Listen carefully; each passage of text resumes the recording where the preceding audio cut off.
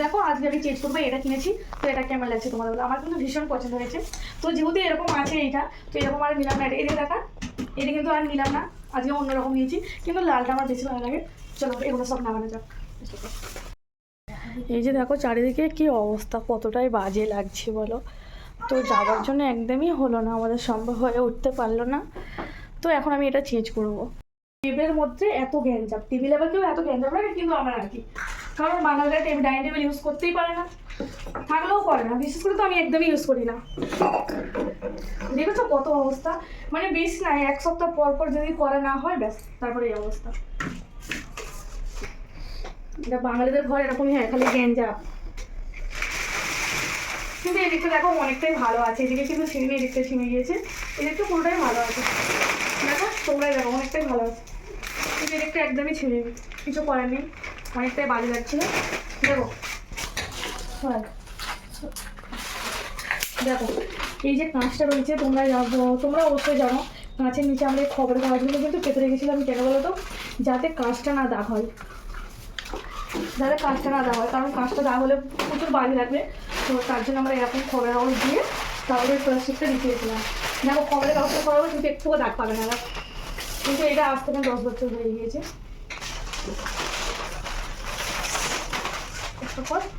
হ্যাঁ এরকম করিস না, দেখো 2 ছেলে আমার পাগলামো চালু করে দিয়েছে। এই মাথায় লাগবে, লেগেছে তো?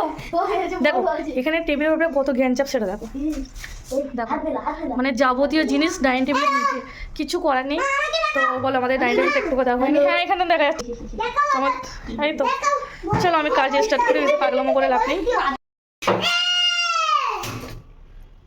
চালু চালু,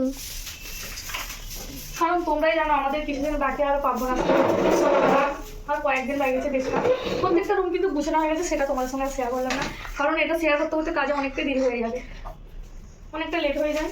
ভিডিও করা অত সোজা না হবো, ভিডিও করতে হলে প্রচণ্ড কষ্ট হয়, অনেকটা ঝামেলাও থাকে। চালু, এবারে আলু চালু,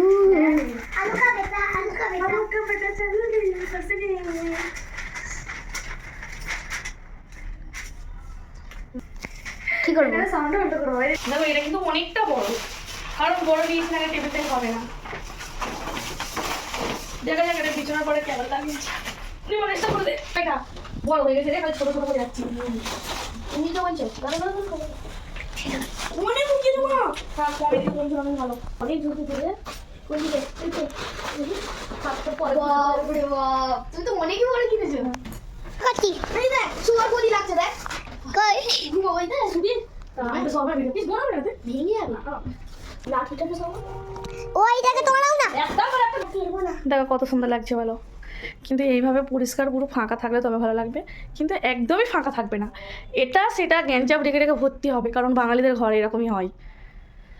সত্যি কিন্তু দুর্দান্ত লাগছে, কিন্তু আমাদের ডাইনিং টেবিল আছে, কিন্তু আমরা কেউ ইউজ করি। এ কি করেছো? এ কি সেরা প্লাস্টিকটাকে নিয়ে খালি করছে, দেখো কি করেছো এটা, রোবট। এ বাবা, থাক থাক নোংরা আছে, থাক থাক। দেখো খালি আবার কি করছো তুমি? আচ্ছা ঠিক আছে, খুব দারুণ লাগছে, যাও এবারে খুলে দাও, কারণ প্লাস্টিকটা অনেক নোংরা আছে, যাও খুলে দাও। তারপর তো তোমরা এর আগে দেখেছো, তো আগেও দেখিয়েছি তোমাদের, অনেকটাই গ্যাঞ্জাম ছিল, মানে অনেক কিছু জিনিস ছিল, সেগুলো কিন্তু আমি একদম হটিয়ে দিয়েছি, কারণ একদমই বাজে লাগছে। কিন্তু এগুলো রেখেছি অনেক প্রবলেমের পরে, তো সেরকম কিছু জায়গা পাচ্ছি না রাখার, তাই এগুলো রেখেছি, তো অনেকটাই ফাঁকা করে দিয়েছি। তাই আমার এখন টেবিলটা কেমন লাগছে বলো, অবশ্যই কমেন্ট করো।